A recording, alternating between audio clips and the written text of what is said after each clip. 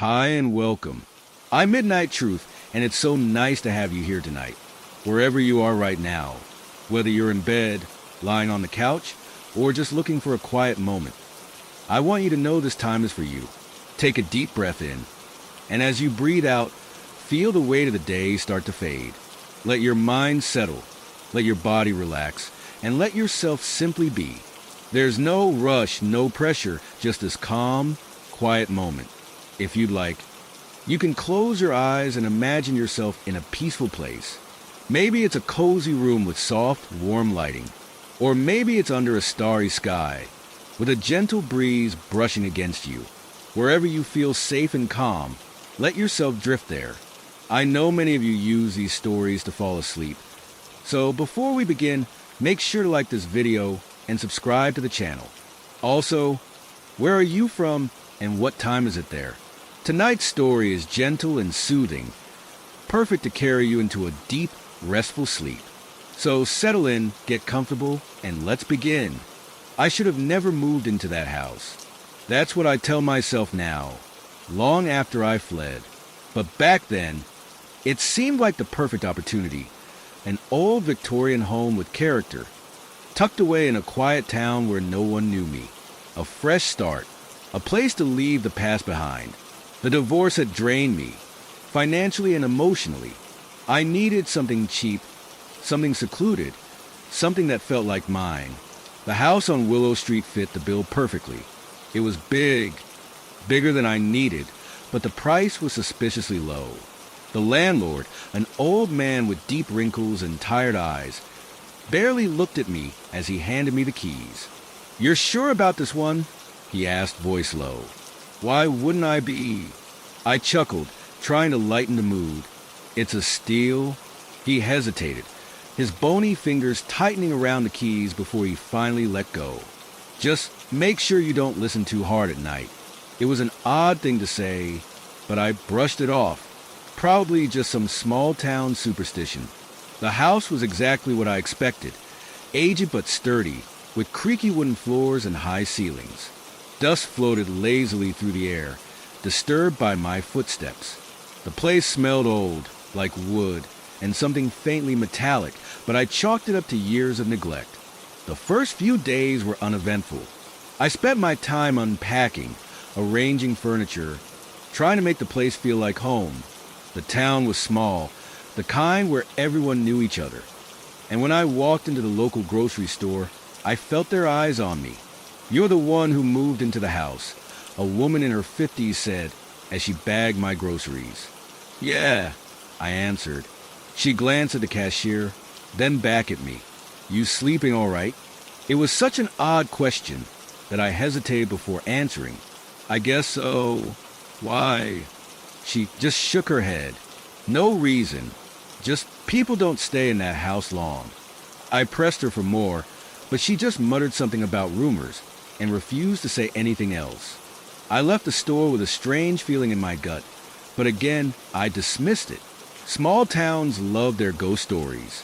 That night, I heard it for the first time. I was in bed, half asleep, when the creaking started. At first, I thought it was just the house settling, wood expanding, shifting with the wind. But the more I listened, the clearer it became.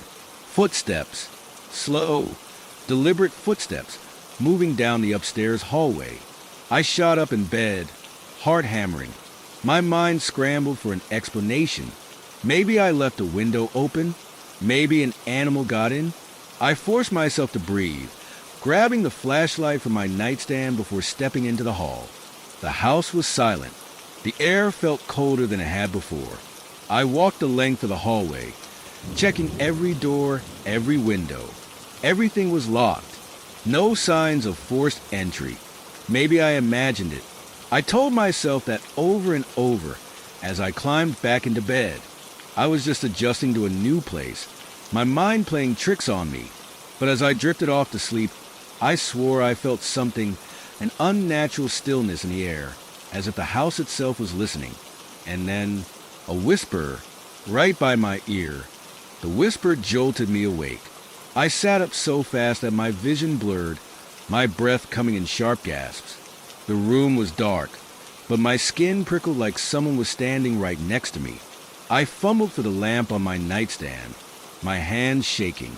The second the light flickered on, the feeling vanished, like whatever had been there melted into the shadows. I scanned the room. Nothing. The house was old. Old houses made noises. The whisper had probably been the wind sneaking through some unseen crack in the walls. That's what I told myself. That's what I had to believe. But I didn't sleep the rest of the night. The next morning, I tried to shake off the unease.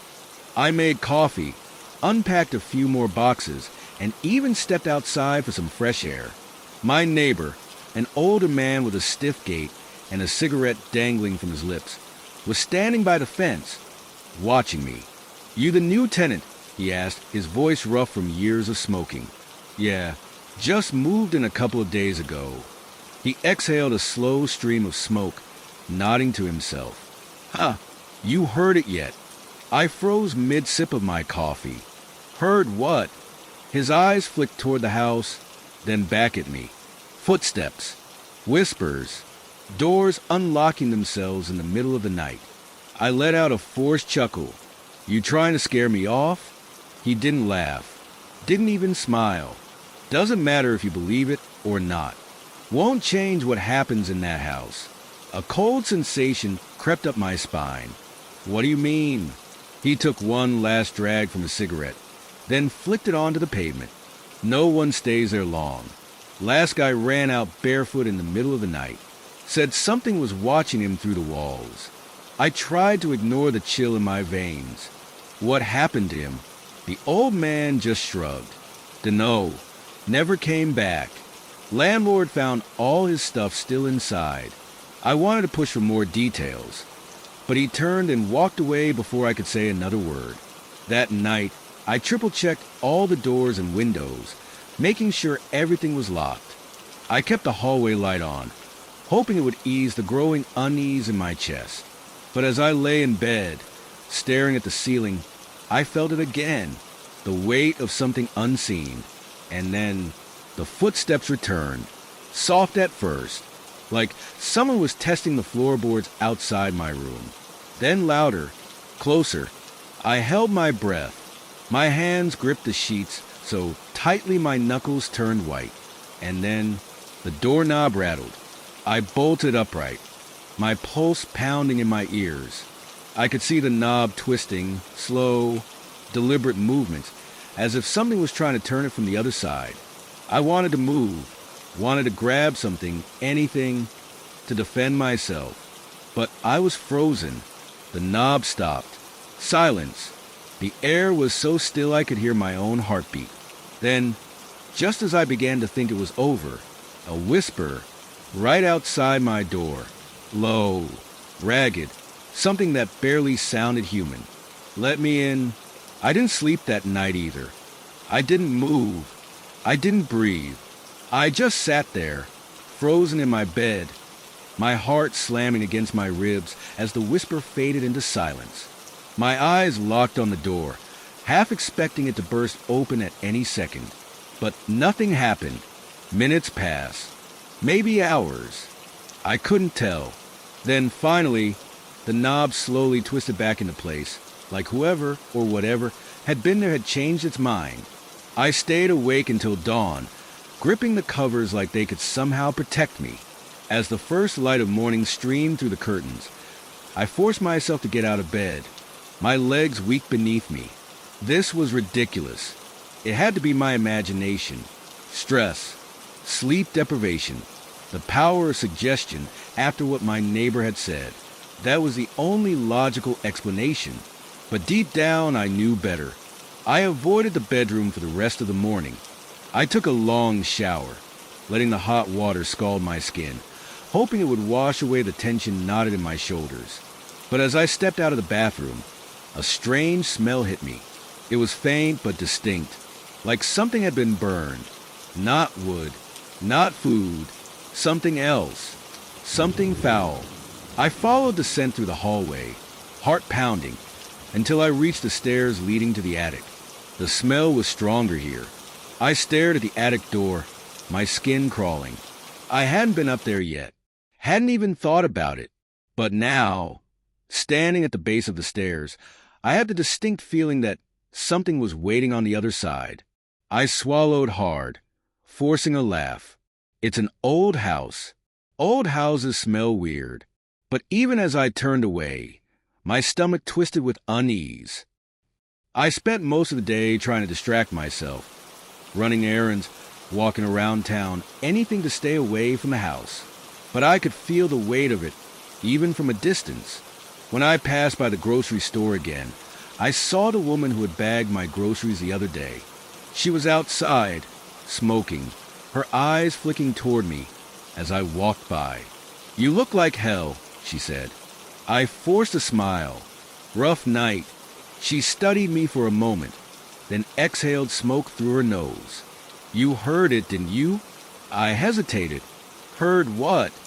The footsteps. Her voice was quieter now, like she didn't want anyone else to hear. The whispering. My mouth went dry. She nodded as if she already knew the answer. "You should leave." I swallowed. "It's just an old house. Old houses make noise." She gave a humorless laugh. "Keep telling yourself that." I wanted to ask more, but the way she looked at me, the pity in her expression, made my stomach turn. That night, I locked my bedroom door. Not that it would help. I left the lamp on, my body tense beneath the sheets, waiting. I don't know how long I lay there before I heard it. The whisper, except this time, it came from inside the room, right behind me, a breath against my ear. "Why won't you let me in?" I spun around so fast, I nearly fell out of bed. The room was empty, but the closet door, it was open, and I knew with every part of me, that I hadn't left it that way. The closet door stood open, not wide, just a sliver, enough to see the yawning blackness inside, enough for something to watch me from the shadows. I sat frozen, my breath shallow, my skin crawling with the undeniable feeling that I was not alone. I forced myself to move. Slowly, I reached for the lamp beside my bed, fingers trembling as I clicked it off and back on, as if the flickering light would somehow reset reality. The closet door remained open. A cold dread pooled in my stomach. I was sure, absolutely sure, that I had shut it before getting into bed. I told myself it was just the old house settling. Maybe I hadn't latched it properly. Maybe there was a draft. Maybe creak. The floorboards inside the closet shifted, like someone shifting their weight. I choked on a breath. This was real. Someone was in there. I bolted upright, heart hammering so violently I could feel it in my throat. I reached for my phone on the nightstand, fumbling to turn on the flashlight. A narrow beam cut through the dark as I aimed it toward the open door. Nothing, just hanging clothes swaying gently, as if someone had just brushed past them. I swallowed hard. My body screamed at me to run, to get out, but some twisted part of me needed to see, needed to prove to myself that there was nothing there. I forced myself forward, my bare feet soundless on the floor. The smell hit me first. That same burnt, foul stench from earlier, stronger now. My stomach clenched as I stepped closer. The light from my phone trembled over the hanging clothes, the dust-covered boxes shoved into the corners. Nothing. I let out a shaky breath, gripping the closet door. "You're being stupid," I whispered to myself. And then, a whisper from inside the closet, low, right in front of me. "Shut the door." I screamed. I don't remember stumbling back. Don't remember crashing into the nightstand and knocking the lamp over. My body moved on instinct, yanking the closet door shut with a violent slam. And then silence. Thick, suffocating. I stood there, gasping for air, staring at the door, waiting for it to burst open. Nothing happened, but I felt something standing on the other side, listening, waiting. I didn't sleep. I sat in bed, my back pressed against the headboard, staring at the closet until the morning light crept through the curtains. As soon as the sun was up, I grabbed my phone and called the landlord. It rang and rang. No answer. I left a voicemail, trying to keep my voice steady. Hey, it's me, the new tenant. I just have a question about the house. Call me back when you get a chance. I hung up and tossed the phone onto the bed, rubbing my hands over my face. I needed to get out. I dressed quickly, barely registering the clothes I was pulling on, and grabbed my keys. I didn't even stop for coffee. I just needed to be anywhere but here. As I stepped outside, I spotted the old neighbor again, standing by the fence, watching me. He took a long drag of a cigarette. Didn't sleep, did you? I exhaled, rubbing a hand over my face. You said the last tenant ran out barefoot in the middle of the night. The old man nodded. I hesitated. Before he left, did he say anything? Anything specific? The neighbor flicked his cigarette onto the ground, crushing it under his boot. His eyes met mine, and for the first time, I saw something I hadn't noticed before. Fear. He kept saying the same thing over and over, the old man said. A chill crawled up my spine. What was it? The neighbor's mouth tightened. Then, finally, he answered. He said, "Don't open the closet." I didn't go back inside right away. I couldn't. Not after what the old man had said. Instead, I wandered aimlessly through town, my mind racing with 1,000 questions. Who lived in that house before me? What did they see? Why the hell did they warn about the closet? Asterisk, asterisk. By noon, I found myself sitting in a dingy little diner on the edge of town, stirring a cup of coffee I had no intention of drinking. My phone sat on the table beside me, the screen dark. No call back from the landlord. I considered calling again but decided against it. I already knew what would happen. He wasn't going to answer. I glanced around the diner, my eyes landing on a bulletin board near the entrance. Among the faded flyers for lost pets and yard sales, a newspaper clipping caught my attention. It was old, yellowed at the edges. The headline made my stomach twist. Local man vanishes from home. Last seen at 3 a.m. I stood so fast my chair scraped against the floor. The cashier gave me a weird look, but I didn't care. I crossed the room and yanked the paper off the board, my hands shaking as I scanned the article. It was about a guy named Robert Hensley. He had lived in a house on Morris Lane. My house. I swallowed hard, my eyes darting over the words. Neighbors reported hearing screams the night he disappeared. When the police entered the home, they found his bedroom closet wide open. Nothing else was disturbed. No signs of forced entry. No sign of Robert. Just the closet door. Asterisk, asterisk, gaping open like a mouth. Asterisk, asterisk. My blood ran cold. I turned and nearly ran straight into the waitress. She jumped back, eyes wide. "Whoa, easy there." "Sorry," I muttered, stepping around her. But before I could move, she grabbed my arm. Her grip was tight, urgent. "You live in that house, don't you?" I froze. "What?" She nodded toward the paper in my hands. "Morris Lane. That's where you live, right?" I hesitated. Then, slowly, I nodded. She let go of my arm, taking a step back like I was contagious. "You need to leave." I swallowed. "Why?" She lowered her voice. "Because it's still there." A lump formed in my throat. "What is?" She didn't answer right away. Instead, she glanced around the diner, as if checking to see if anyone was listening. Then she leaned in, whispering just 2 words. "The thing?" My breath caught. "What thing?" She just shook her head. "I don't know." No one does. But it's been in that house for years. I gripped the newspaper tighter. Robert Hensley. What happened to him? She looked at me then, her face pale, her lips pressed into a thin line. "No one knows," she said. "But my grandma used to say that the house takes people." A shiver ran through me. I didn't know what to say. The waitress took a step back. "I gotta go." she said. Then softer, just don't open the closet. My stomach twisted. I wanted to ask more, but she was already walking away, disappearing into the kitchen. I stood there for a long time, the newspaper crumpled in my hands. Then, finally, I left. The house was quiet when I got back. Too quiet. I stepped inside, locking the door behind me, my pulse pounding in my ears. The air felt heavy, asterisk, asterisk thicker than before, asterisk, asterisk, like the house knew what I had learned. I tried to ignore the feeling as I walked toward my bedroom. My plan was simple. Pack a bag. Get out, asterisk, asterisk.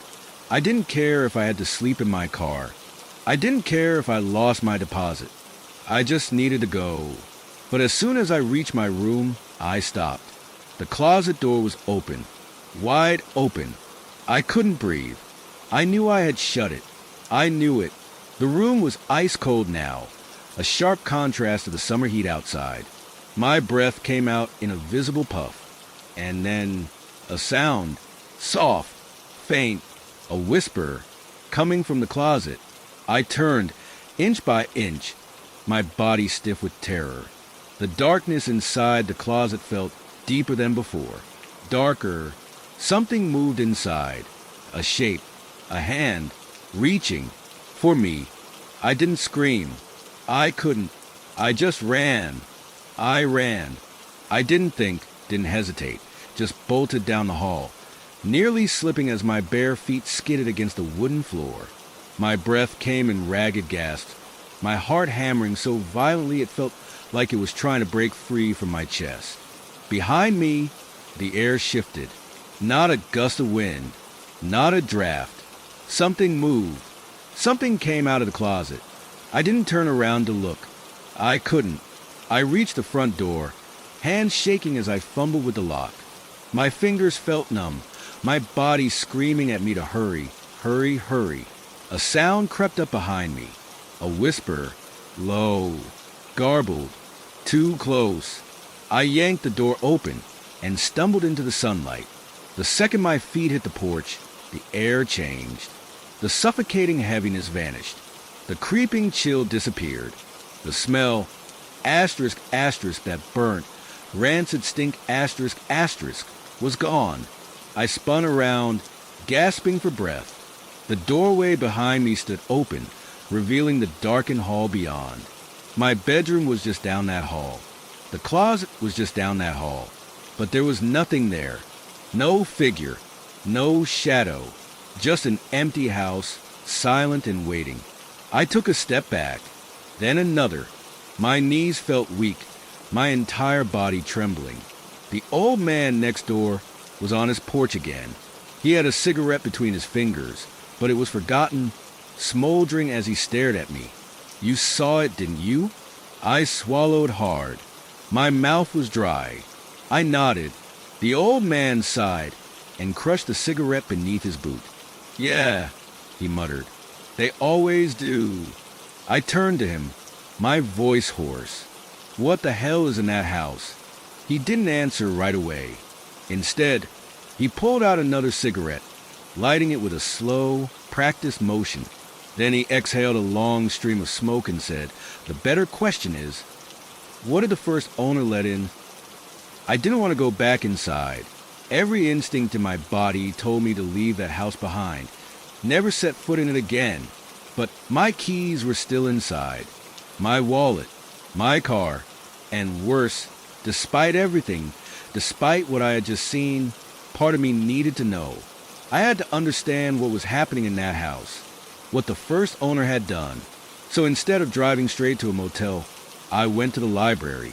It was an old building, the kind with towering wooden bookshelves and that musty paper smell that clung to everything. The librarian was a woman in her 60s, with sharp eyes and a way of looking at you that made you feel like she already knew what you were going to ask. "Excuse me," I said, clearing my throat. "I'm looking for information on a house. One on Morris Lane." She stiffened, just slightly. Then she adjusted her glasses and said, "Which number?" I hesitated. 412. She gave me a long look. Then, without another word, she turned and disappeared into the archives. I waited, shifting from foot to foot, my nerves stretched thin. My body still felt wrong, like I had stepped out of a nightmare but hadn't fully woken up. When she returned, she carried a few dusty old newspaper clippings. She set them down on the counter, sliding them toward me. "That house," she said quietly, "has a history." I swallowed. "Yeah," I muttered. I figured. I picked up the first newspaper. It was dated 1956. The headline read, "Local professor vanishes after claiming to open a door to other side." My fingers tightened on the paper. I skimmed the article, my eyes flying over the words. It was about a man named Elliot Grayson, the first owner of my house. He had been a professor of folklore and mythology. According to the article, he had become obsessed with the idea of crossing over, of making contact with something beyond our world. Neighbors reported hearing strange chanting late at night, seeing shapes in the windows. And then, one night he disappeared, gone without a trace. The police found his bedroom closet wide open. Inside, they discovered strange symbols carved into the floor. Burnt candles, a thick, black stain that had seeped into the wood. The article didn't say what it was. I didn't need it to. I already knew. I flipped to the next newspaper. This one was from 1978. Family flees home in terror. Claims house is cursed. I skimmed through it, my stomach twisting. A husband, wife, and their 2 kids had moved in. They lasted 6 months. At first, it was little things. Strange noises. Doors opening on their own. Then, the husband started sleepwalking.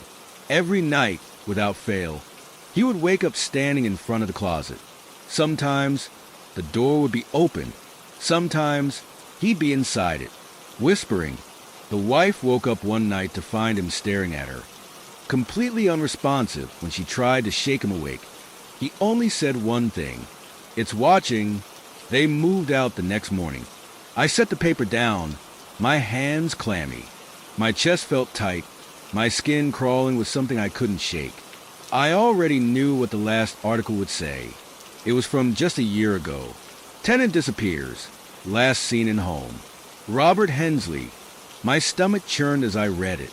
His friend had reported him missing after he failed to answer calls for days. When the police checked the house, they found his belongings untouched. His car still in the driveway. The only thing out of place was his bedroom closet, wide open. I closed my eyes, exhaling shakily. There was a pattern, a cycle. The house took people. And now, it was watching me. I shoved the papers away and stood up so fast the chair nearly tipped over. The librarian was watching me, her expression unreadable. "You should leave," she said softly. I met her gaze. I wanted to tell her that I was leaving, that I was done with that house, that I would never set foot in it again.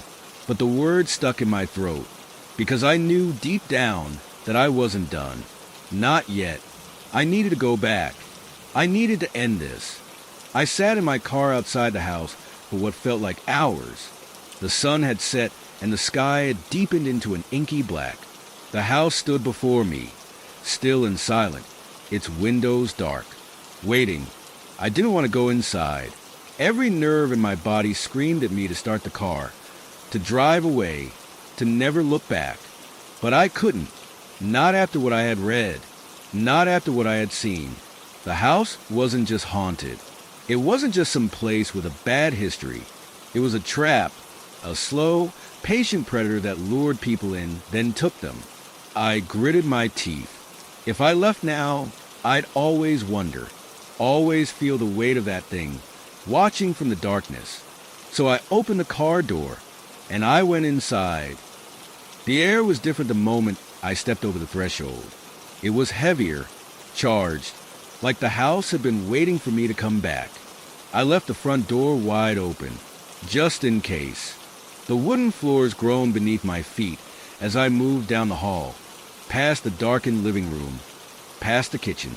The whole place smelled wrong, not rotten, not moldy, but something worse, something I couldn't place, like the inside of an old grave. I reached my bedroom. The door was ajar, just as I had left it, but something fell off. I stepped inside. The lamp on my nightstand flickered once, then went dark. The closet door stood wide open. I exhaled sharply, gripping my phone like a weapon. The darkness inside the closet was deep. Asterisk, asterisk, too deep, asterisk, asterisk, like a space that stretched beyond the physical room, beyond the walls. A shadow shifted inside it, not the kind made by furniture or clothes. The kind that moved, the kind that watched.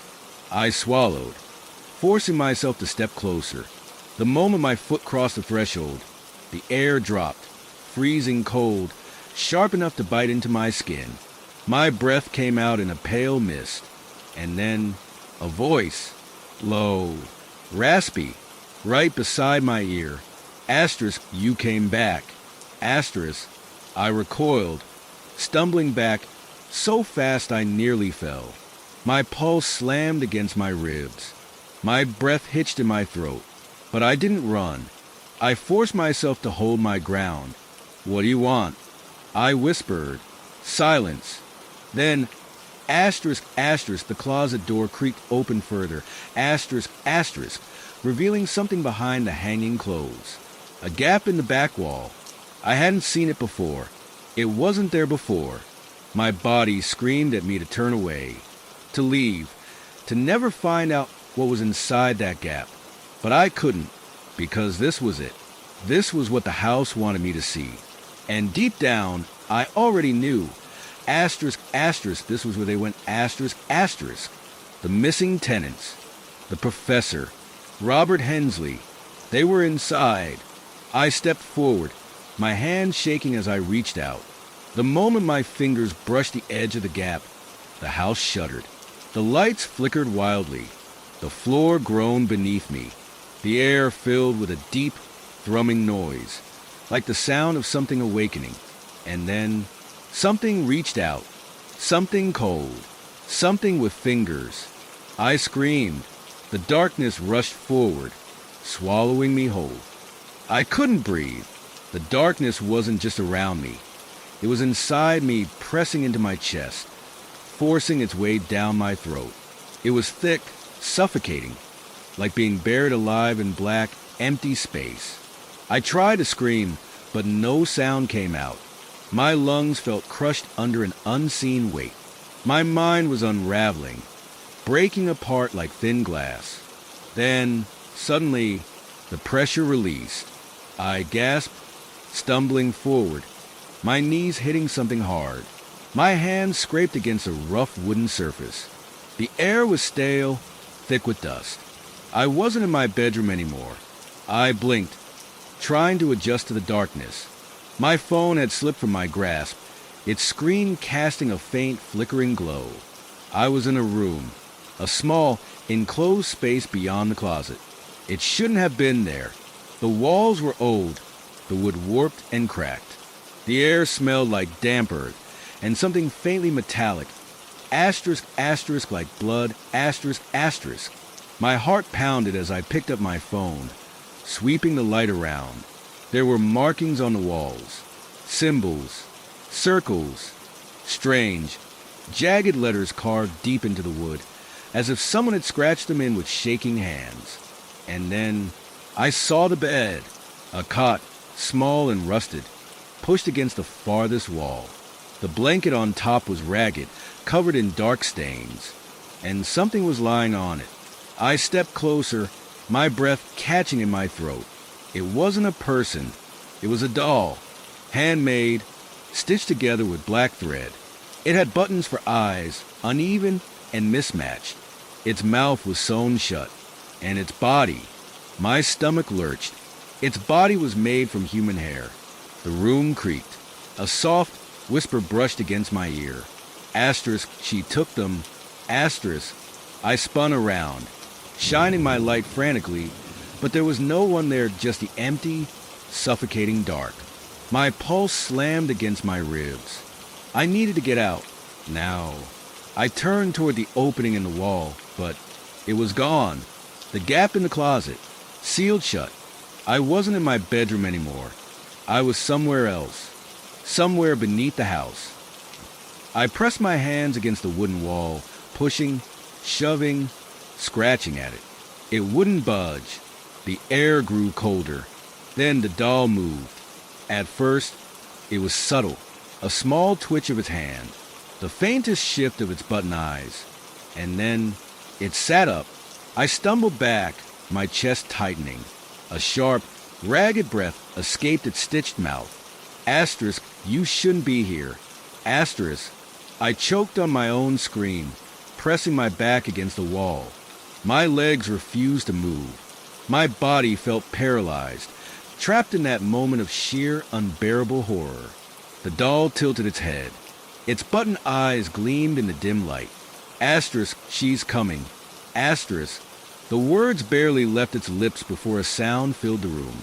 A deep, guttural scraping, like nails dragging against wood. Slow, deliberate, coming from above me. I tilted my head up and saw the trapdoor, a small wooden door in the ceiling that I hadn't noticed before. The scraping grew louder. Something was on the other side. I felt it before I saw it. Asterisk, asterisk a presence. Asterisk, asterisk heavy. Suffocating. Pressing down on me like a weight. Then the trapdoor shook. A single, gnarled hand pushed through the gap. Fingers, long bent at the wrong angles. The nails were jagged, caked with something dark. The hand twitched, then gripped the edge of the trapdoor, and it began to pull itself through. My body finally responded. I ran. I didn't care where, I just needed to move. I lunged toward the farthest wall. Searching for a way out, my fingers scraped against the carvings, the jagged symbols. The air was thick with whispers, asterisk, asterisk soft voices, warning me, pleading with me, asterisk, asterisk. Then I felt it, a small seam in the wood. A door? I shoved against it, my entire body weight slamming forward.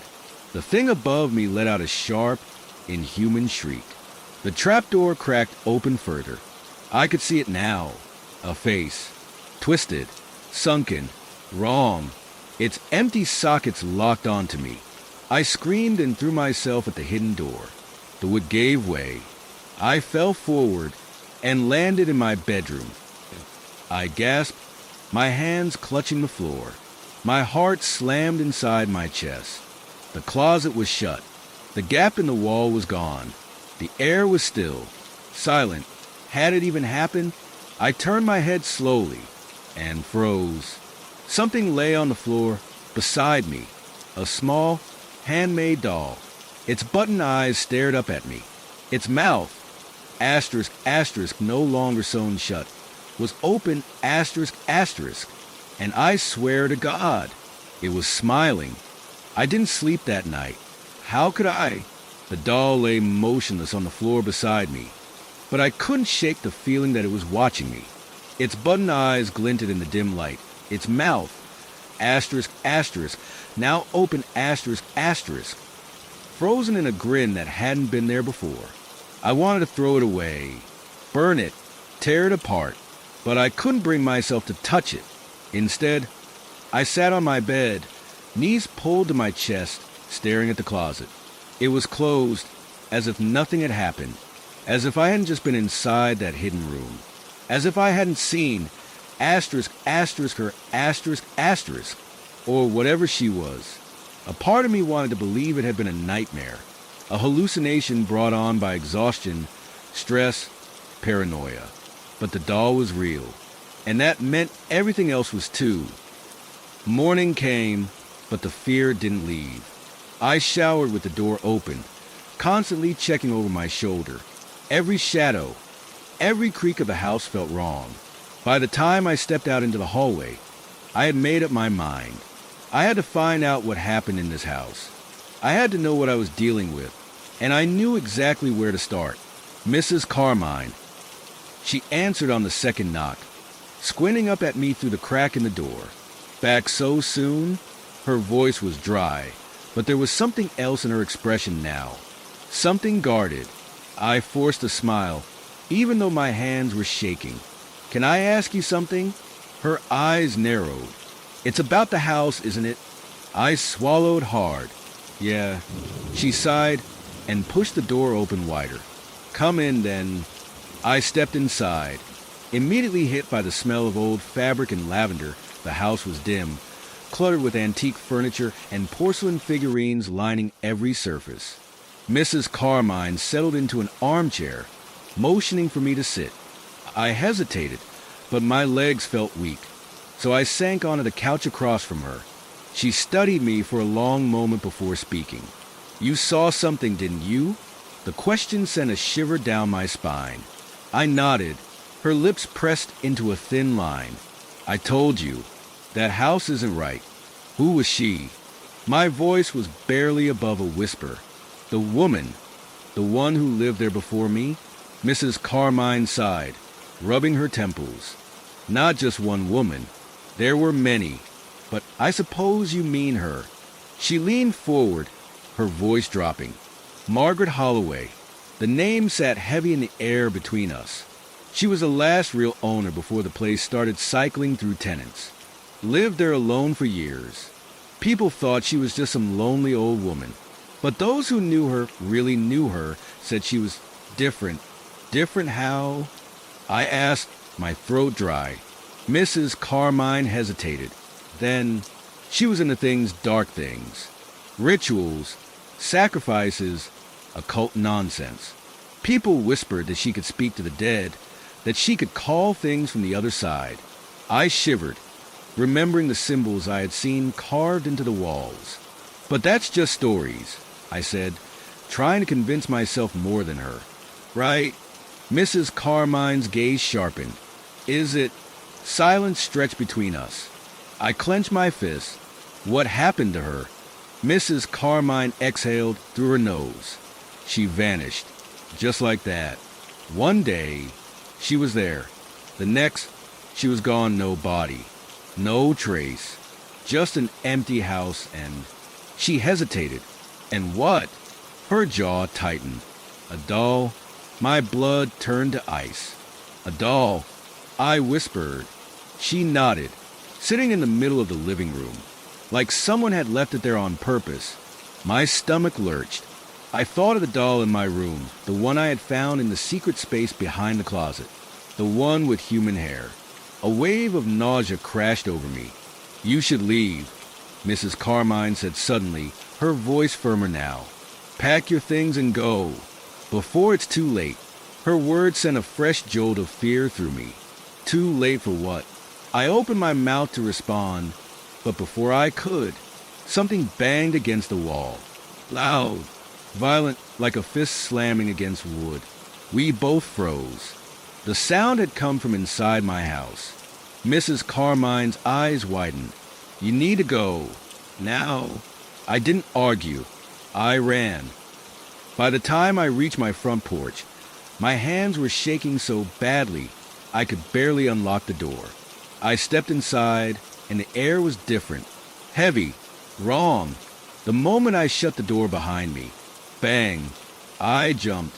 The sound had come from the hallway. Then, asterisk, asterisk, footsteps, asterisk, asterisk. Slow, deliberate, coming from my bedroom. My breath hitched. I turned the corner and stopped cold. The closet door was wide open. The secret space behind it was back. And in the center of the darkness, she stood there, a shadow, a figure with hollow eyes. And in her hands, she held the doll. Its mouth moved. And then, in a voice that wasn't mine, asterisk, "You shouldn't have come back." Asterisk. The moment the voice filled the air, my entire body locked up. It wasn't just the words themselves. It was how they were spoken. The voice was neither male nor female, neither old nor young. It was a hollow, rasping thing layered, like more than one person was speaking at once. The shadow in the closet didn't move, but the doll did. Its small, fragile hands twitched, its button eyes tilted upward. Then, Asterisk, asterisk, it took a step forward, asterisk, asterisk. I stumbled back so hard I nearly fell. My heart was a wild, desperate thing in my chest, hammering like a trapped bird. This wasn't happening. This couldn't be happening. I blinked, hoping it would all just asterisk, asterisk, stop, asterisk, asterisk. But when I opened my eyes, she was closer, not walking, not moving, just closer. The doll was still in her hands, but now its head was tilted toward me, like it was watching. I couldn't breathe. I needed to move, asterisk, asterisk, to run, asterisk, asterisk, but my legs refused to work. Then the figure in the closet tilted its head, and with a slow, deliberate motion, it extended its hand. It was offering me the doll. A violent shudder ripped through me. Every instinct in my body screamed at me to not take it, to turn and run and never look back. But I was rooted in place, frozen under that gaze. Then, asterisk, asterisk, the doll's mouth opened, asterisk, asterisk. A sound crawled out of it. Asterisk, asterisk, a whisper, a moan, a breath that wasn't human, asterisk, asterisk. And I realized something. The voice I had heard earlier, the one that had told me I shouldn't have come back. It had come from the doll, not her. Something in me snapped. I ran. I turned so fast, I nearly tripped over my own feet. The moment I reached the hallway, the air grew heavy, like something was rushing toward me. I didn't dare look back. I bolted for the front door, fumbled with the lock, and yanked it open, only to crash directly into someone. A scream tore from my throat. Whoa! Hey, hey! Hands grabbed my shoulders. A deep, human voice. A voice I recognized. I looked up, gasping. James. His brows furrowed, his hands still steadying me. What the hell, man? You look like you've seen a ghost. I have, but the words didn't leave my lips. Instead, I turned back toward the hallway. The closet door was shut. The air was still. The house looked normal, like nothing had happened at all. James followed my gaze, then looked back at me. Dude, are you okay? I swallowed, my throat bone dry. I don't know. He hesitated, then sighed, rubbing the back of his neck. Look, I came by 'cause you weren't answering your texts. Figured I'd check in. My texts? I fumbled for my phone, my hand still shaking. Dead. James sighed. You need to get out of here, man. I blinked at him. What? He gave me a pointed look. I know you like to think you're the logical guy, but come on. Even you've got to admit something is seriously wrong here. My mouth felt too dry to speak. But he was right. I knew he was right. I exhaled. I need answers first. James looked like he wanted to argue, but I could see the hesitation in his eyes. He knew I wouldn't leave. Not yet. Fine, he muttered. Then I'm staying over tonight. I stared at him. What? You heard me? His expression was serious. You shouldn't be alone here. If you're really gonna stay, then I'm not letting you do it by yourself. I wanted to tell him no, to tell him to stay the hell away. But a selfish part of me, a scared, desperate part, asterisk, asterisk, didn't want to be alone, asterisk, asterisk. So I nodded. All right, I said, voice hoarse. But if anything happens, James smirked, but it didn't quite reach his eyes. If anything happens, we're getting the hell out of here. I didn't argue, because this time, I wasn't sure I'd survive the night. James settled into the living room, while I paced restlessly near the kitchen. The house felt different now, not just eerie, but like it was waiting. You all right, man? James asked, stretching out on the couch. You look like you're about to jump out of your skin. I rubbed my face. I don't know, James. My voice faltered. Something is in this house? James sat up. Then why the hell are we still here? I hesitated. I didn't know how to explain it. There was a pull, something unfinished. I thought about the journal upstairs, the old notes, the drawings, the rituals. I need to know what happened here. I said finally. James sighed. Dude, curiosity is how people die in horror movies. I managed a weak chuckle. Yeah, well, this is real life. Exactly. And in real life, we don't investigate, we leave. I wanted to listen to him. God, I did. But something in my gut told me that leaving now wouldn't stop it. This thing, asterisk, asterisk, whatever it was, would follow me, asterisk, asterisk. One more night, I said. James groaned, throwing his head back. Unbelievable. That night, the house was different. Not louder, not more chaotic. Quieter, the type of quiet that presses against your ears, suffocating. James passed out on the couch around midnight. I stayed in my room, sitting on the edge of my bed, staring at the closet, waiting. The doll was gone, but I knew. Asterisk, asterisk, I wasn't alone, asterisk, asterisk. Then, at exactly 3:12 a.m., I heard it, a single creak, soft, deliberate, from inside the room. My pulse hammered. I didn't move. Another creak, closer. The air turned frigid. I sucked in a breath, exhaling a thin mist. Then, a whisper, not words, a breath, right behind me. I turned too fast, nearly toppling over. Nothing. The room was empty. But I wasn't fooled. The presence was here, watching, waiting. I grabbed my phone and switched on the flashlight. My hands were shaking. The beam swept across the room and landed on the closet door.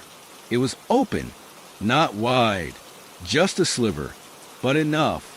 Enough for something to be standing there, watching asterisk, asterisk. I wanted to run. I should have run. But instead, asterisk, asterisk, I stepped closer, asterisk, asterisk. The flashlight trembled in my grip as I lifted it, inching toward the crack in the door. And then, asterisk, asterisk, something moved inside, asterisk, asterisk.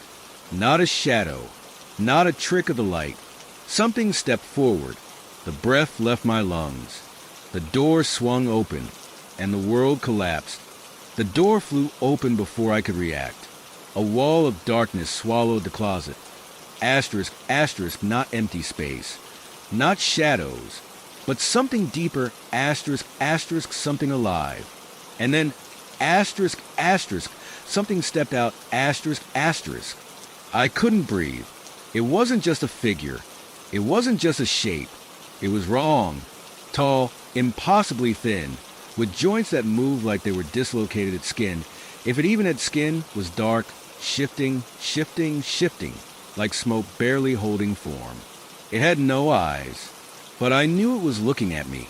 My body refused to move. The air was thick, asterisk, asterisk, too thick, asterisk, asterisk. My lungs burned as I tried to suck in a breath, but it was like something was pressing down on my chest, holding me in place. Then it spoke, not with words, but with a sound, a deep, guttural clicking that crawled down my spine and buried itself in my bones. I tried to scream. Nothing came out. The thing moved, not like a person, not like anything that should exist.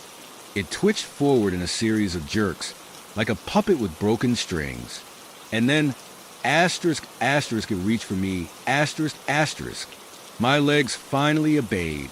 I stumbled back, crashed into my nightstand, and hit the ground hard. Pain exploded in my hip, but I didn't care. I scrambled to my feet, grabbing the first thing I could, asterisk, asterisk, the journal, asterisk, asterisk.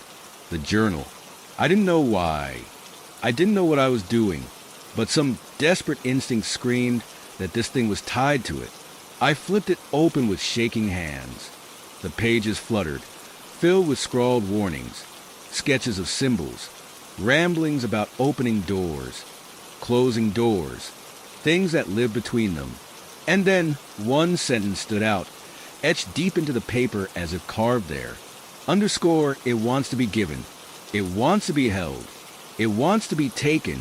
Underscore, my pulse slammed against my ribs. The doll. I didn't have time to think. Didn't have time to question. I launched myself toward the closet, toward the thing, toward the empty, endless blackness inside. And I reached in. My fingers closed around something small. Cold. Soft asterisk asterisk. The doll. The moment I grabbed it, the thing stopped moving. Everything stopped moving. The house, the air, the very sound of the world around me. Asterisk asterisk frozen. Asterisk asterisk. And then the scream. Not a human scream. Not an animal scream. A scream that came from everywhere and nowhere. A scream that shattered something inside my head. I threw the doll. Not away. Not toward the thing. Into the closet. Into the darkness. The moment it crossed the threshold, asterisk asterisk, the door slammed shut. Asterisk asterisk. The house lurched. A tremor shot through the floorboards, rattling the walls. The air rushed out, like the house itself had exhaled. And then, silence. I stood there, panting, staring at the closet. The handle was gone, not just locked. Gone, like the door had never been there at all. I stumbled back, my whole body trembling. And then, asterisk asterisk dude, asterisk asterisk. James' voice. Footsteps thundered down the hall. He burst into the room, eyes wild, breath ragged. What the hell was that? I turned to him, my mouth open. Nothing came out, because what could I say? What could I even begin to explain? James took one look at me, one look at my face, asterisk asterisk, and grabbed my arm, asterisk asterisk. We're leaving, he said. No room for argument. I didn't resist. I didn't even look back. We left that night, and we never came back. Hashtag, hashtag, hashtag epilogue. I never went back to the house. I never checked if someone else moved in. James and I never spoke about that night. Not once. But sometimes, late at night, I hear things. In the silence of my apartment. When I'm alone, a creak, a whisper, a breath that isn't mine. And once, just once, I woke up to find something small and cold resting on my nightstand. A doll. And when I blinked, it was gone. Story 2. I never thought I'd end up here, alone, in a town where no one knew me, unpacking boxes in a house that smelled of dust and something faintly sour, like old wood soaked in time. The house was old, older than the others on the street, standing slightly apart as if it didn't quite belong. The realtor called it charming, a fixer-upper with character. I called it affordable. After the divorce, I needed affordable. It was a 2-story Victorian with warped wooden floors that groaned beneath my feet, a staircase that creaked like it had a voice of its own, and a draft that snaked through the hallways, slipping under doors even when the windows were shut. But it was mine, a fresh start, a place to rebuild. The first night, I barely slept. The silence was different here, heavier, as if the house was holding its breath. Every sound magnified, the ticking of the old clock in the hallway, the occasional crack of the wood shifting, the faint rustle of leaves against the window. I told myself it was just me getting used to a new place. But there was one sound that I couldn't explain. At around 3 in the morning, just as I was drifting off, I heard it. Footsteps. Slow, deliberate, coming from the hall outside my bedroom.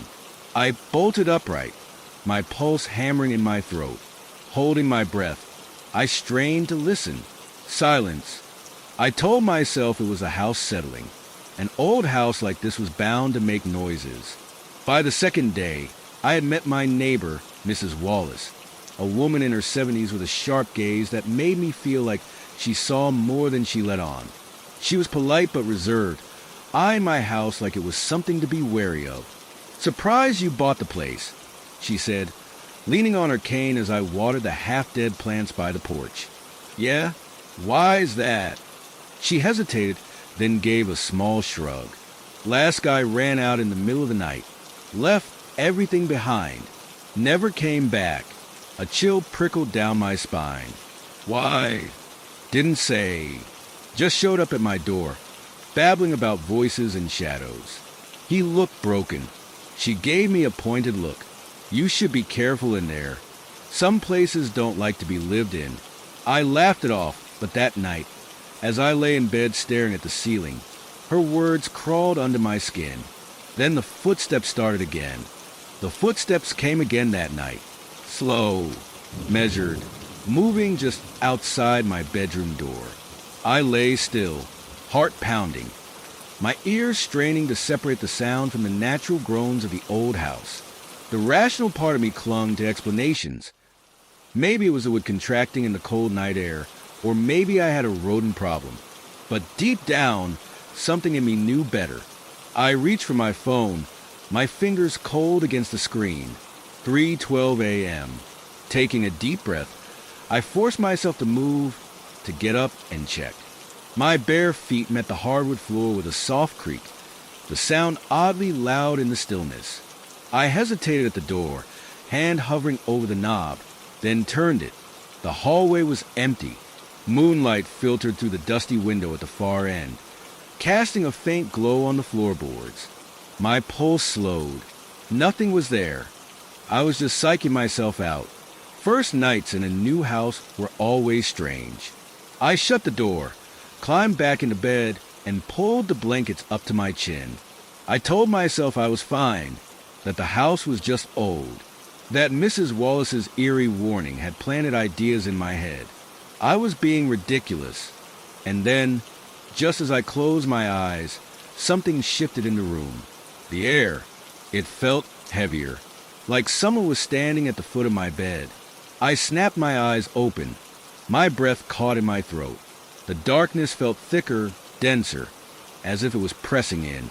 I couldn't see anything, but the feeling was undeniable. I wasn't alone. I sat up abruptly, reaching for the lamp on my nightstand. My hand fumbled, knocking over a half-empty glass of water.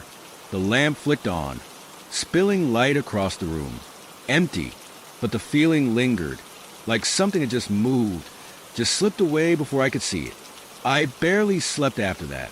Every sound felt magnified, every shadow suspicious. By the time morning came, I felt like I hadn't closed my eyes at all.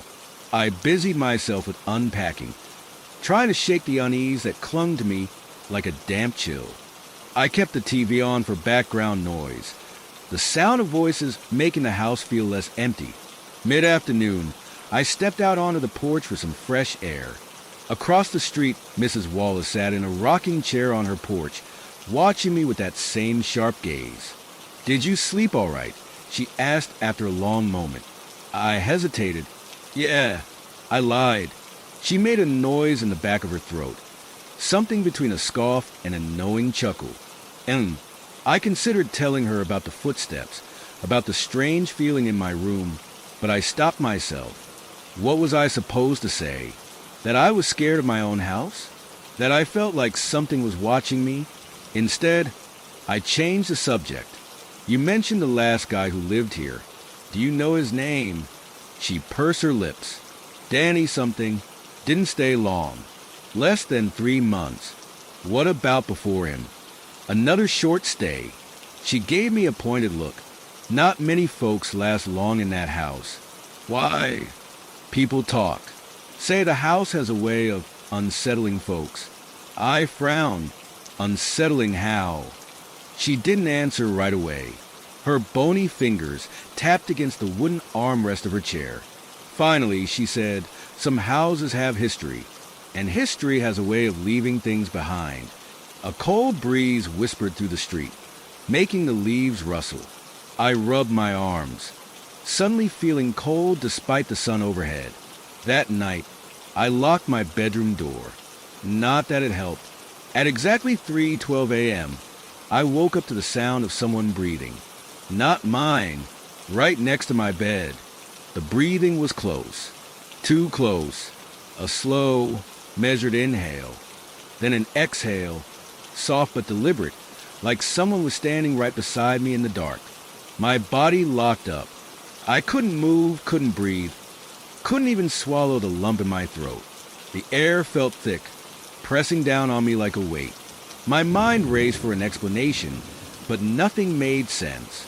Then, just as suddenly as it started, the breathing stopped. I stayed frozen for what felt like hours, my ears straining for any hint of movement. The silence was unbearable. My fingers twitched against the bedsheet, itching to reach for the lamp, but something inside me screamed, "Don't." Whatever was there, I didn't want to see it. I lay there, stiff as a corpse, waiting for dawn. The moment the first gray sliver of light crept through the window, I scrambled out of bed, my hands shaking as I fumbled for my phone. 6:37 a.m. Somehow, I had made it through the night. I spent the morning trying to convince myself it had been sleep paralysis. I'd heard about it before. People waking up unable to move, feeling like someone was in the room with them. Maybe that's all it was. Maybe my brain had played tricks on me, but I knew better. I knew what I had heard. By noon, I couldn't stand being inside. The walls felt like they were closing in, and the air was thick with something I couldn't explain. So, I went out, walked around town, got coffee, anything to avoid going back to that house. The town itself was small, the kind where everyone seemed to know each other. As I wandered through the streets, I found myself in front of the local library. I wasn't sure why I went inside. Maybe I was just looking for something to do, some way to occupy my mind. The library was old, the kind with towering bookshelves and that distinct scent of aged paper. I approached the front desk, where a woman in her 50s sat, peering over a pair of reading glasses. "Can I help you?" she asked. "Yeah." I hesitated. I just moved into a house on Holloway Street, number 16. I was wondering if you had any old records on it." Her expression flickered. That house. Something about the way she said it made my skin prickle. "You know something about it?" I asked. She pursed her lips, then sighed. "Give me a minute." She disappeared into the back. I tapped my fingers against the desk, my stomach twisting in knots. When she returned, she set a thin, yellowed folder in front of me. "This is all we have," she said. "But be careful, all right?" I didn't ask what she meant. I just nodded, took the folder, and found a seat. Inside, there were old newspaper clippings, property records, and then near the bottom, a grainy black and white photograph. A man stood in front of the house, staring straight into the camera. His face was long and gaunt, his eyes sunken. Something about him made my stomach twist. Scrawled beneath the photo was a name, Victor Halloway, the original owner, and beneath that, a short newspaper clipping dated October 4th, 1928. Underscore local man found dead in Holloway residence. Suspected foul play. Neighbors report hearing screams in the night. Authorities discover strange symbols carved into the floorboards. Investigation ongoing. Underscore. I stared at the words, my pulse hammering in my ears. Strange symbols, carved into the floorboards. My stomach clenched as a memory surfaced. Something I had barely registered when I moved in. The scuff marks in the attic, the odd grooves in the wood. I had thought they were scratches from furniture, but what if they weren't? I snapped the folder shut, my hands cold and clammy. I needed to get out of that house, but some part of me knew it wasn't going to let me. I barely remembered the walk home. My legs carried me on autopilot. My thoughts tangled in the weight of what I had just read. Victor Halloway, strange symbols, screams in the night, asterisk, asterisk. The front door groaned as I stepped inside. The air was heavy, thick with that strange, musty scent I'd noticed before, like old wood and something faintly metallic, almost like rust. Or blood. I locked the door behind me, double-checking the deadbolt. The folder from the library felt like a lead weight in my hands. I sat at the kitchen table, staring at it, my stomach twisted in knots. Part of me wanted to burn it, to pretend I had never seen any of it. But another part, a darker part, needed to know more. I flipped the folder open again. There was another article tucked behind the first. This one was dated June 3rd, 1951. Underscore family of 3 vanishes from Holloway home. No signs of forced entry. House found empty. Belongings untouched. Neighbors claim to have heard voices in the night, though no one was seen entering or leaving the property. Authorities baffled. Underscore, my throat tightened. This wasn't just one bad thing that had happened in the house. It was a pattern, a cycle. I rubbed my face, trying to push down the rising nausea. And then, creak, a slow, deliberate sound. I stiffened. The floorboards in the hallway. It was the same sound I had heard the night before. The same pattern of footsteps. Someone or something was in the house with me. I held my breath, straining to listen. The air felt colder, pressing in around me like unseen hands. A sharp prickle ran down my spine. Creak, closer this time. I forced myself to move, to stand, my legs trembling beneath me. The hallway stretched ahead, dimly lit by the gray afternoon light filtering through the windows. I swallowed hard. Hello. Silence. I stepped forward, the floor cold against my bare feet. I reached the doorway to the living room and hesitated. The air here felt wrong. It smelled different, stale, decayed. My eyes flicked toward the corner of the room, and that's when I saw it. A dark stain on the floorboards, faint but unmistakable, circular, and carved into the wood around it. Symbols. The breath whooshed from my lungs. I dropped to my knees, running my fingers over the grooves. They were deep, deliberate, and something about them made my skin crawl. These weren't just scratches. They were part of something. A shudder ran through me as a thought wormed its way into my head, uninvited and undeniable. This house wasn't just haunted. It had been used for something, and whatever had been called here, asterisk, asterisk, had never left asterisk, asterisk. I scrambled to my feet, heart hammering. I needed to get out. I needed to. The lights flickered. A breath of cold air curled around the back of my neck. And behind me, a whisper, low, raspy, right against my ear. You shouldn't have come here. I spun, my back hitting the wall. My breath came in ragged gasps. The room was empty, but I wasn't alone. I could feel it. The house was awake, and it was watching me. The whisper still clung to the air like the last note of a song that had no right existing. My breath came fast, ragged. My eyes darted around the room, scanning every shadow, every corner. But I saw nothing, only the stillness of my own house. My hands were shaking. I clenched them into fists, forcing myself to breathe. It's in your head. You're just scaring yourself, asterisk, asterisk. But then, creak, not from the hallway this time, from the attic. A slow, heavy step, then another. I didn't want to look up. I didn't want to acknowledge it, but my eyes moved on their own, tracing the ceiling where the attic entrance sat like a mouth waiting to open. The air was thick, pressing down on me, making my skin crawl. My ears strained, waiting. Silence. I should have left right then, grabbed my keys, and walked out the door. But I didn't. Instead, I stepped forward, my body moving like I was in a dream. My fingers closed around the attic's pull-down cord before I even realized what I was doing. And then, with a slow, deliberate pull, I brought the attic ladder down. A rush of cold air spilled out. Something was up there. I swallowed the lump in my throat. Every part of me screamed to walk away, but my feet were already moving. The wood creaked under my weight as I climbed, my fingers trembling as they gripped the ladder's edge. My head cleared the opening, and then I saw it. The attic was small, filled with dust and the scent of old wood. But none of that mattered, because in the center of the floor, carved deep into the wood, the same symbols. But here, they were sharper, darker, stained with something that looked too much like dried blood.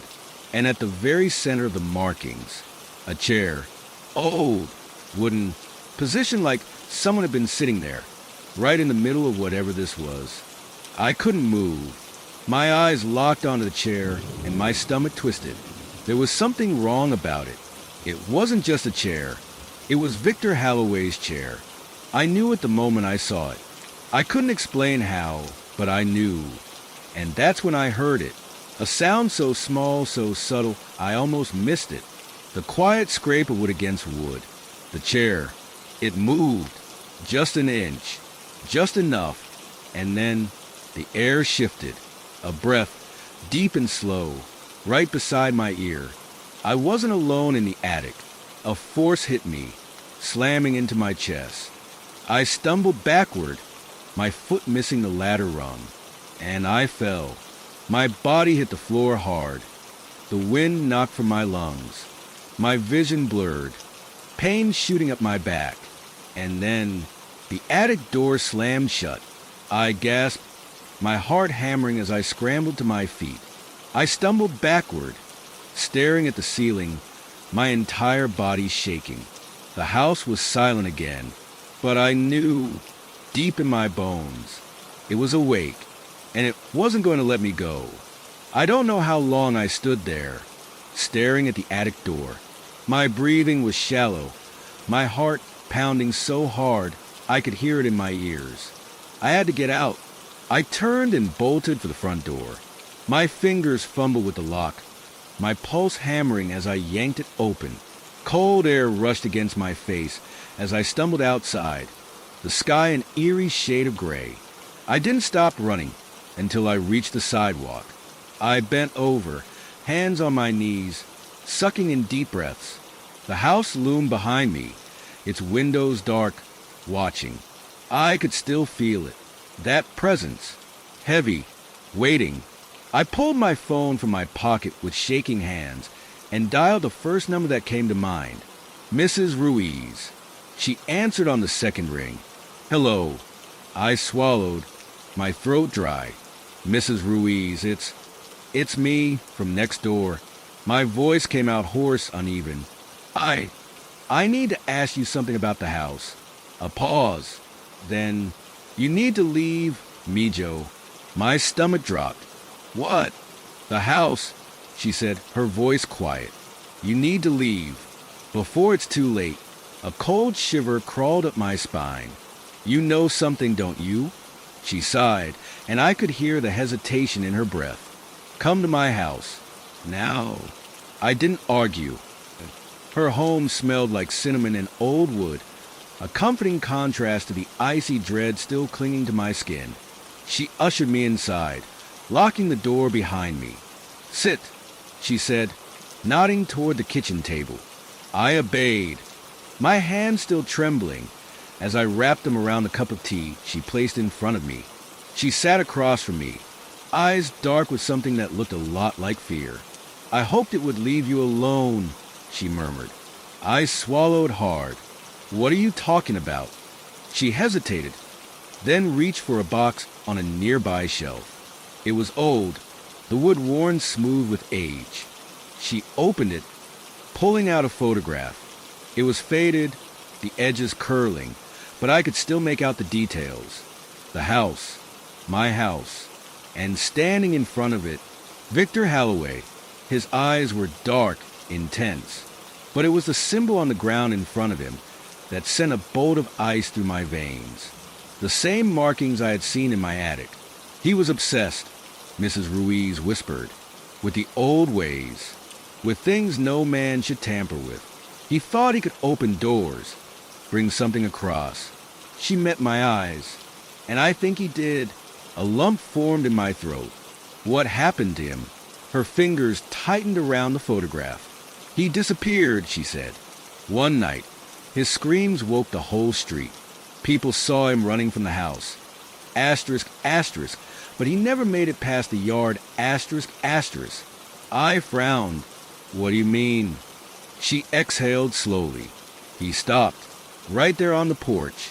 And then, she shuddered. It was like something pulled him back inside. A cold sweat broke out on my skin. They never found his body, she murmured. Only his journal. My breath hitched. His journal? She nodded, standing and moving toward another shelf. She pulled down a second box. carefully lifting a worn leather book from inside. "You need to read this," she said, placing it in front of me. My hands shook as I reached for it. As soon as my fingers brushed the cover, the lights flickered, the air shifted, and from outside in the direction of my house, a sound, a deep, slow knock. The blood drained from my face. Mrs. Ruiz's hand clamped onto mine, her grip ice cold. "Don't open the door," she whispered. "Outside." The knock came again, slow, deliberate, like it knew, like it was waiting. The knock sent a spike of ice through my chest. Slow, deliberate, it knows I'm here. Mrs. Ruiz's grip on my wrist tightened. Her fingers, old and wrinkled, felt like steel. "Don't move," she whispered. My breath hitched. "Knock, knock, knock, asterisk, asterisk." 3 times like before. The air in the room felt thinner, heavier, pressing down on me like a hand on my throat. I turned my head toward the window. The curtains were drawn, but I swore I could feel something on the other side. Standing there, watching, Mrs. Ruiz released my wrist and stood up, moving carefully toward the window. Her steps were slow, measured, like she didn't want to wake something that was already aware. She didn't pull the curtain aside. Instead, she stood very still listening. A moment passed, then another. Nothing. Finally, she let out a slow breath and turned to me. "It's gone," she murmured, but I wasn't convinced. Something in my gut told me it was still out there, waiting.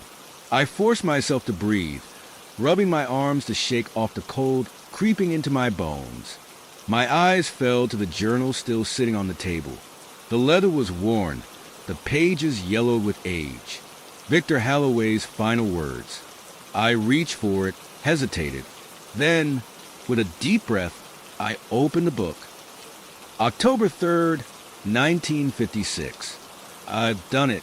The ritual was a success. The signs are clear. The air is different. It sees me now. October 10th, 1956. The house has changed. It breathes when I breathe, whispers when I sleep. But I am not afraid. It knows me. October 15th, 1956. I saw it, a shadow where there should have been none. It lingers in doorways, in mirrors, watching, always watching.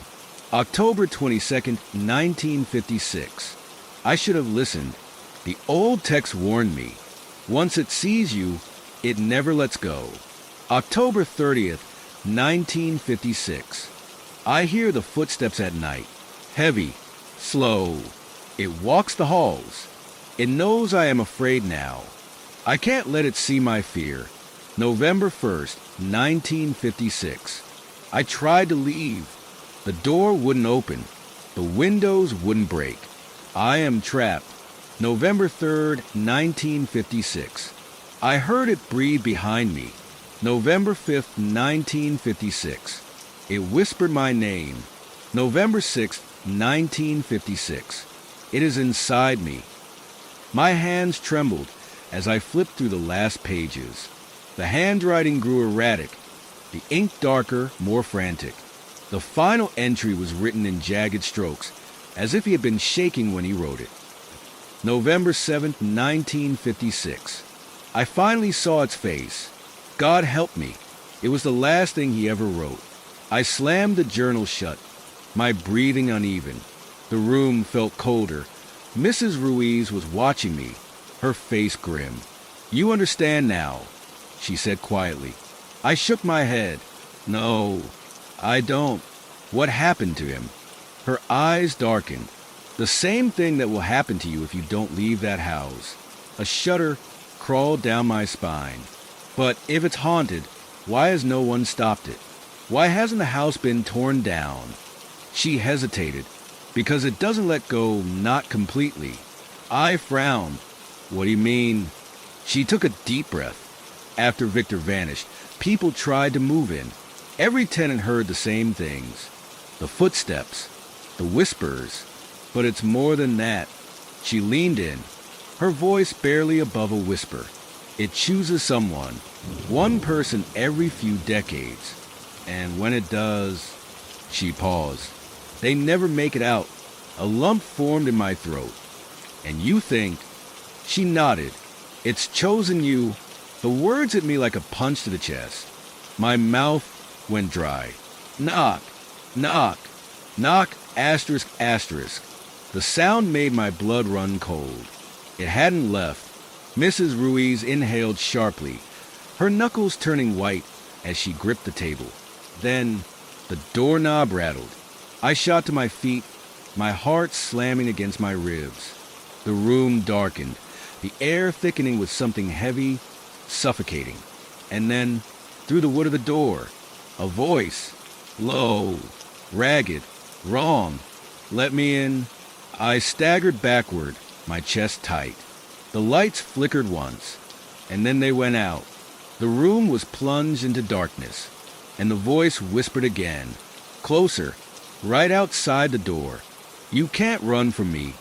The room was silent, too silent. I stood frozen in the darkness, my breath shallow, my pulse hammering in my ears. The air had changed.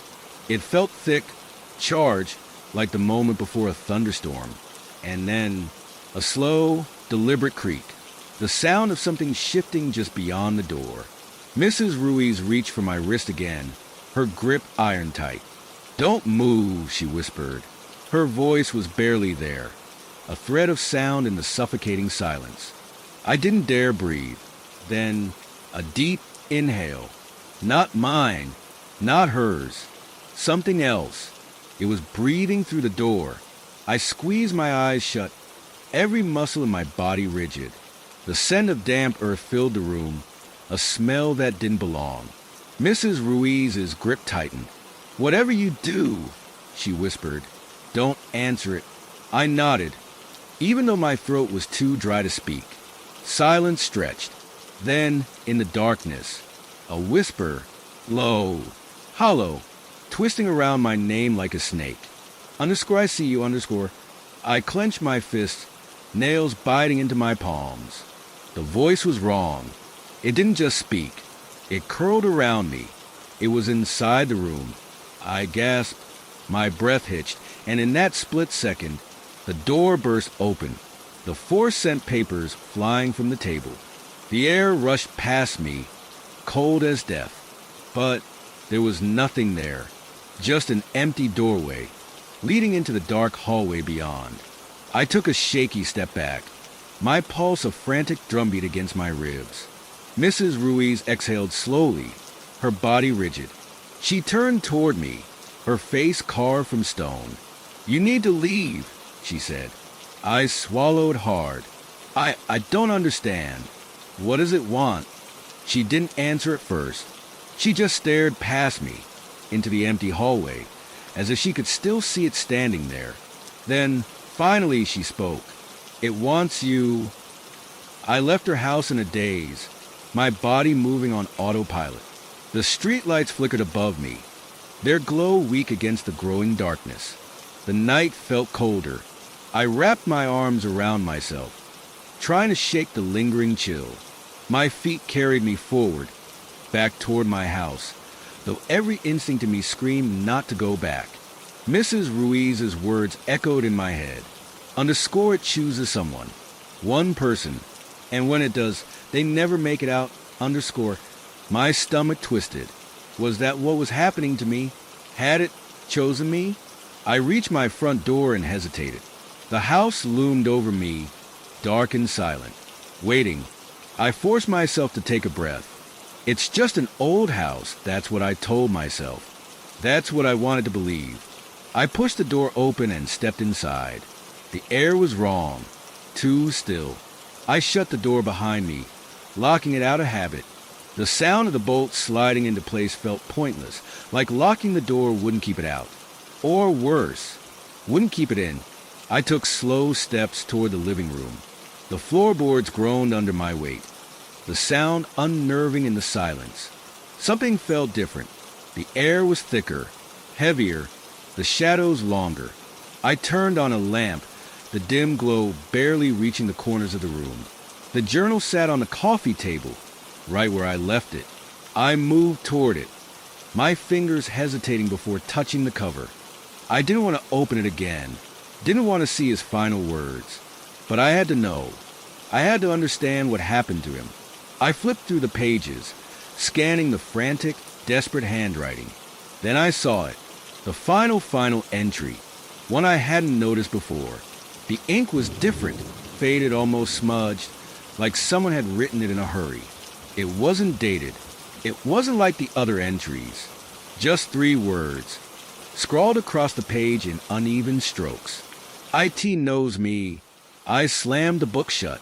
My heartbeat roared in my ears. And then, from upstairs, a footstep, heavy, deliberate, not mine, not possible. My stomach plummeted. I wasn't alone. It was in the house. I took a step back, my knees threatening to give out. The air turned frigid, the temperature dropping so fast I could see my own breath. And then, another step, closer. I turned toward the stairs, my limbs locking up. Something moved in the shadows at the top. Not a shape, not a person, just darkness shifting. It didn't breathe. It didn't make a sound, but I could feel it staring, watching me, waiting. Then, the whisper, right against my ear. You can't leave, . I couldn't move. The whisper coiled around me, thick and suffocating, like cold fingers pressed against my throat. You can't leave, . The voice wasn't just in my ear. It was inside my head. A sharp, electric pulse of fear shot down my spine. My breath came out in shallow, uneven gasps.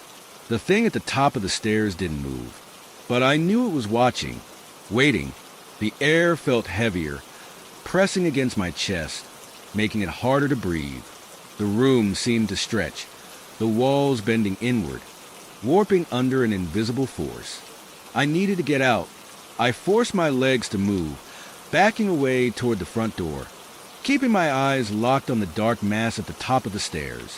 One step, another, then a thud, a sudden, violent crash from upstairs, like something heavy had fallen. I jumped, my heart slamming into my ribs. And then the footsteps, slow, heavy, descending the stairs. I turned and ran. My fingers fumbled at the deadbolt, my breath ragged. The door felt stuck, like the air itself was holding it closed. I yanked at the knob, my pulse a wild drumbeat. Behind me, the footsteps stopped, right at the bottom of the stairs. I didn't turn around. I couldn't. I wrenched the door open and stumbled onto the porch, gasping as I slammed it shut behind me. The night air was sharp against my skin, but it didn't cool the terror coursing through me. I staggered back, staring at the house, waiting, dreading to see something move in the window. Nothing, just darkness pressing against the glass. But I knew it was in there, watching, waiting. I forced myself to move, my legs unsteady as I half ran down the street. I didn't stop until I reached Mrs. Ruiz's house. I pounded on her door. Please. My voice was a desperate rasp. Please let me in. For a long moment, nothing. Then, the sound of a lock turning. The door opened just a crack, and Mrs. Ruiz peered out. The second she saw my face, she pulled me inside. The living room smelled like burnt herbs and something metallic. Dim candles flickered on a wooden table, their light barely reaching the corners of the room. I collapsed onto her couch, my body trembling.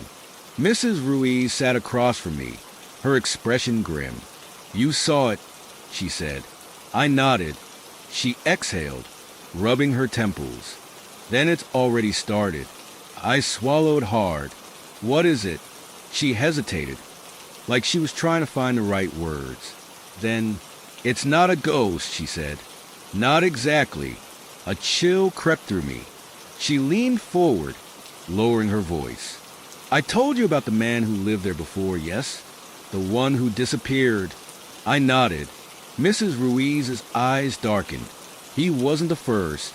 The room seemed to shrink. She continued.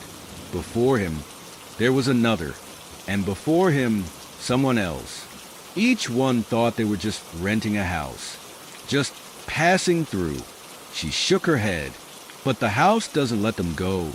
A lump formed in my throat. You mean it traps people? Mrs. Ruiz met my gaze, and her voice dropped to a whisper. No, it chooses them. My stomach twisted. She gestured toward the candles on the table. I tried to ward it off, keep it from attaching to you. But now, she trailed off. I clenched my fists. There has to be a way to stop this. Mrs. Ruiz was silent for a long moment. Then, she stood and disappeared into another room. When she returned, she was holding something small, wrapped in a tattered cloth. She set it down in front of me and unwrapped it. A book. No! Asterisk, asterisk, a journal. Asterisk, asterisk. My blood ran cold. It was identical to the one I had found in my house. I reached out, my fingers hovering over the worn leather cover. Whose was this? Mrs. Ruiz's voice was barely above a whisper. The first tenant. A sick feeling settled in my stomach. I flipped it open, my eyes scanning the pages. And then, the same words, the same desperate handwriting. IT knows me, but this time, there was more. A final passage, written in shaky, uneven strokes.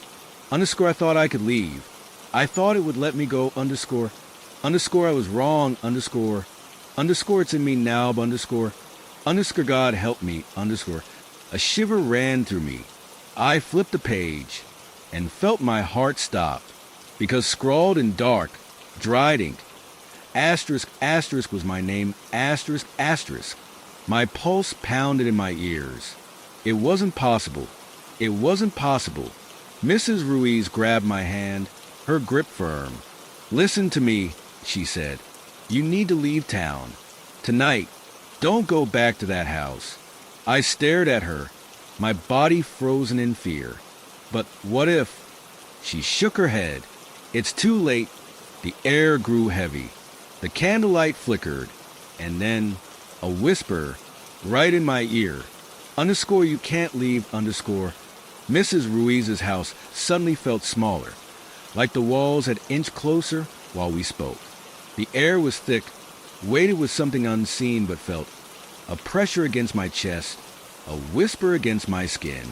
My name in that journal. It didn't make sense. How could my name be written in a book that was decades old? I looked up at Mrs. Ruiz, my voice barely above a whisper. How is this possible? She hesitated. The house, it doesn't exist in time the way we do. I shook my head.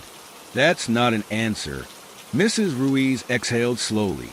I don't have the answers you want, she admitted. Only the ones you need.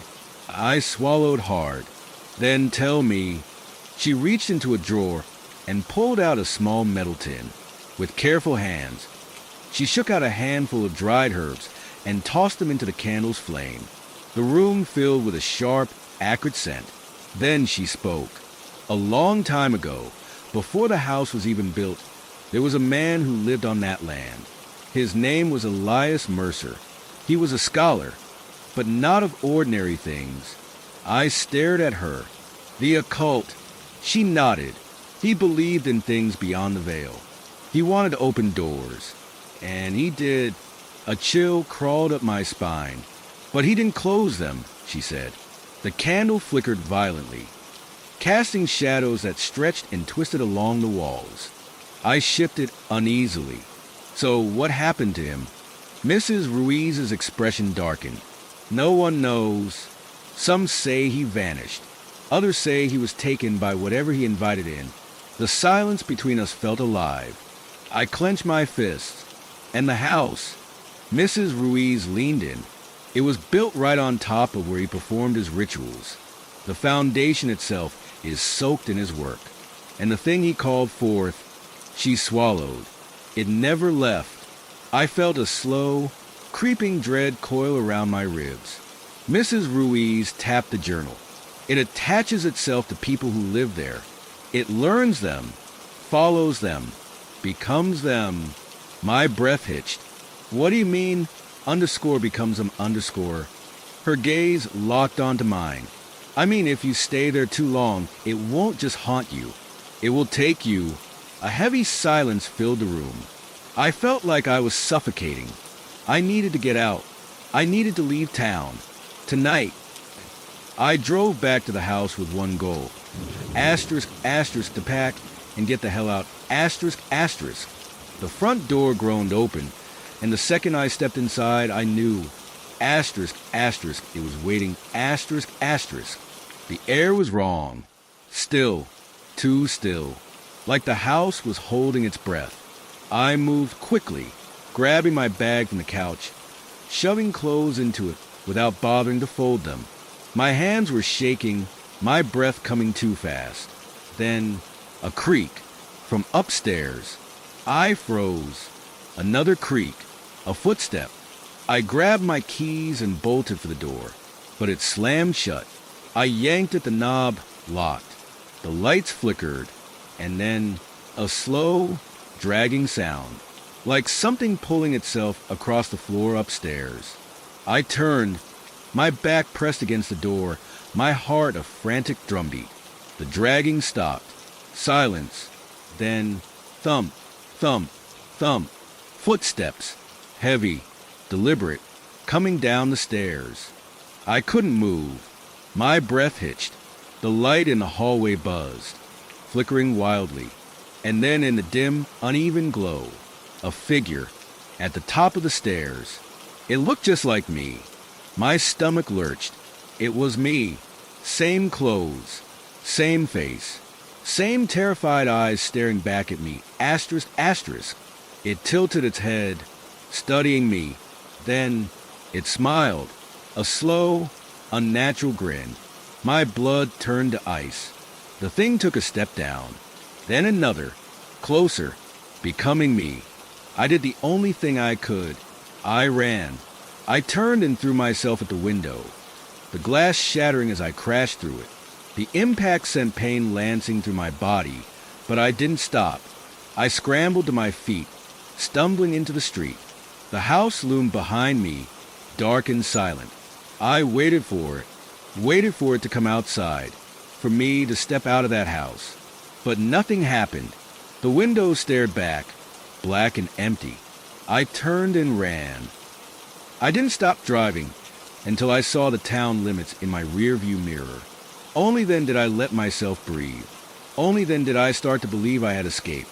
But as I gripped the steering wheel, my hands still shaking, I caught something in the mirror. For just a second, a smile. My own reflection. Asterisk, asterisk grinning at me. Asterisk, asterisk. A slow, unnatural grin. Like it wasn't me at all. I didn't stop. I couldn't. The highway stretched before me in endless darkness, the yellow lines blurring under the glare of my headlights.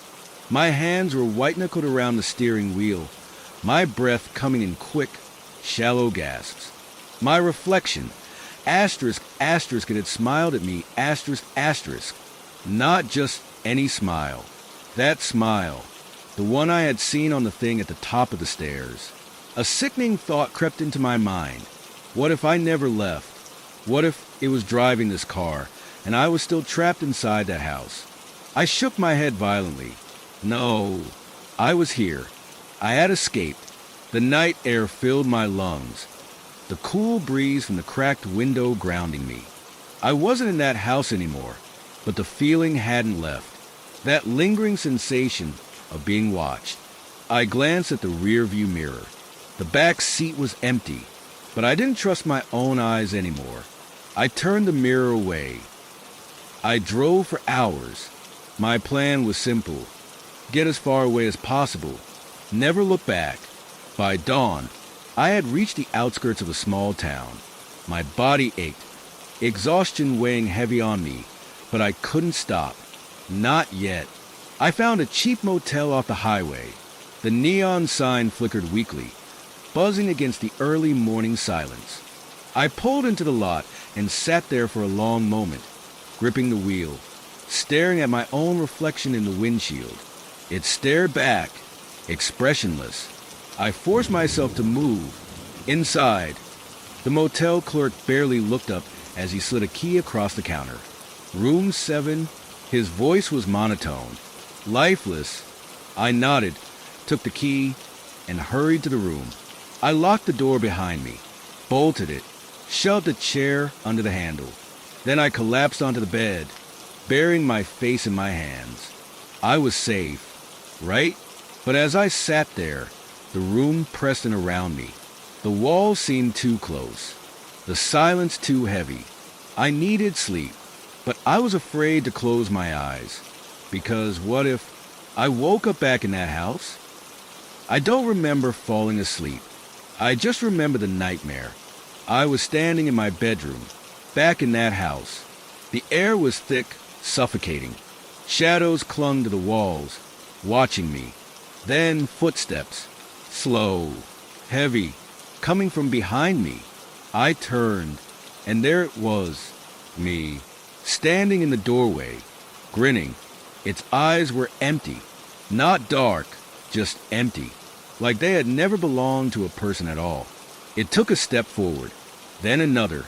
I wanted to run, but my legs wouldn't move. It reached out. Cold fingers touched my arm.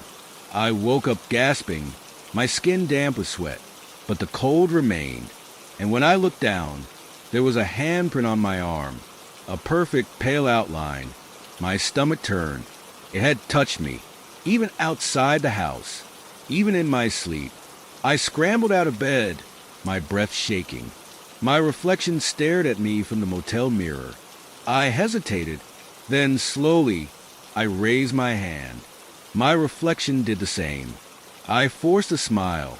So did it. Everything seemed normal. But then, it didn't stop smiling. Even after I dropped my expression, the reflection kept grinning. My pulse pounded.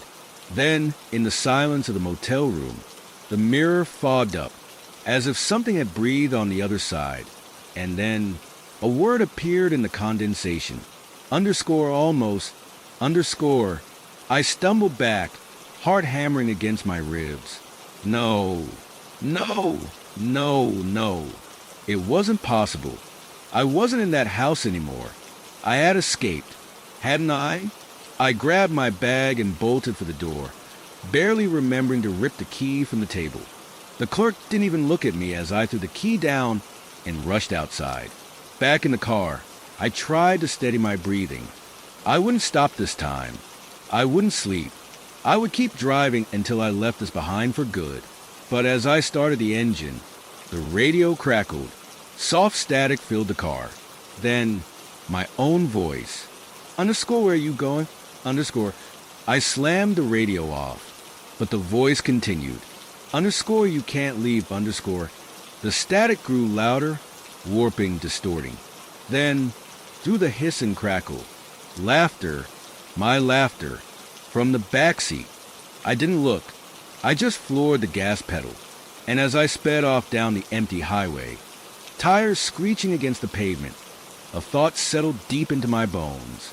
Cold, paralyzing. It wasn't in the house anymore. It was with me. I didn't stop. I didn't dare. The sun was rising, painting the horizon in streaks of orange and pink, but the warmth didn't reach me. My fingers were stiff around the steering wheel, my breath shallow and uneven. I was miles away from that house, and yet I wasn't alone. The voice on the radio, the laughter from the back seat, the lingering cold, sinking into my skin. I stole a glance in the rearview mirror. Nothing, just an empty back seat. But I didn't trust my own eyes anymore. The motel mirror had lied. So had my reflection. I forced my gaze back onto the road. I had to keep going. Hours passed. Maybe days. I didn't know anymore. All I knew was that I was running out of road. The highway had shrunk into winding back roads, leading deeper into the woods, where the trees stood tall and silent, their shadows stretching across the cracked pavement. The GPS had stopped working miles ago. My phone battery was at 2%. I should have turned around, found another route, found people, but something inside me whispered that it wouldn't matter, that no matter how far I ran, I'd never really left. Not completely.